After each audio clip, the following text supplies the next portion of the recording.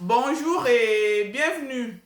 Aujourd'hui, je vais vous parler de la couleur rose en chromokinésiologie. Donc, la couleur rose, en fait, c'est une couleur des profondeurs de l'être. C'est une couleur qu'on va retrouver à l'intérieur du corps humain, dans la bouche, à l'intérieur du tube digestif, à l'intérieur des intestins. Donc, c'est une couleur inhérente à la profondeur de l'être.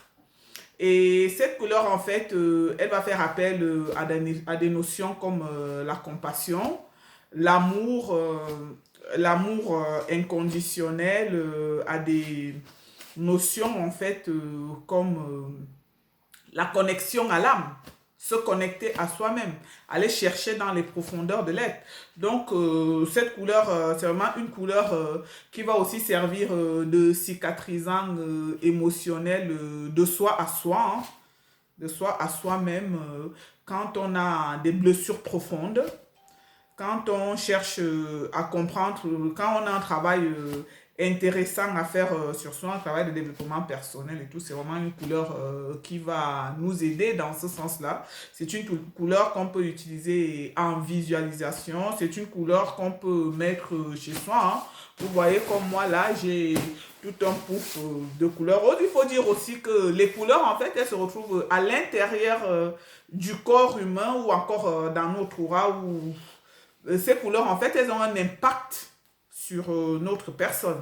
Donc, par exemple, si la couleur rose, magenta, c'est une couleur qui est en diminution, qui est en manque chez vous, donc vous serez dans des sentiments comme l'aversion, comme l'insatisfaction de ces besoins fondamentaux, donc dans les frustrations profondes, en fait. Vous savez, quand les besoins primaires, hein, les besoins essentiels ne sont pas du tout satisfaits, ça va créer un nombre de frustrations au niveau physique, au niveau intellectuel, au niveau social, au niveau psychologique et ça va créer certains mots aussi. Donc, le manque de la couleur rose, magenta, en fait, quand cette couleur elle est en manque chez une personne, la personne va vraiment rencontrer des problématiques de cet ordre-là.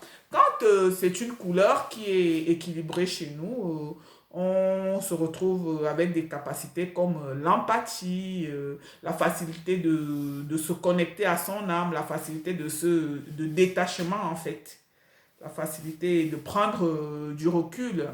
Et quand c'est en excès en fait, quand c'est en excès, on va se retrouver dans des comportements comme les comportements de séduction où on va user de toutes les ruses pour pouvoir obtenir ce que l'on désire chez d'autres personnes. On sera dans la dépendance aux autres, la dépendance aux objets.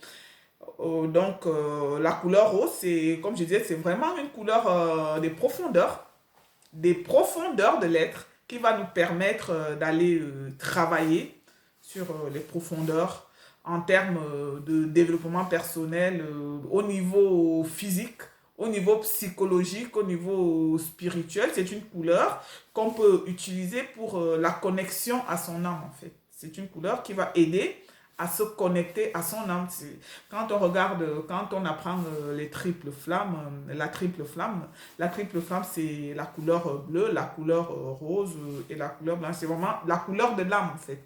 C'est la couleur qui va nous permettre d'aller nous connecter à notre âme, d'aller connecter l'enfant intérieur, d'aller rencontrer ce silence intérieur, ces enseignements intérieurs. C'est une couleur en fait qui peut aussi nous servir de support lorsqu'on va aller dans les vies antérieures. Donc comme je disais, le manque de cette couleur va vraiment entraîner au niveau physique beaucoup de maladies, beaucoup de mal-être.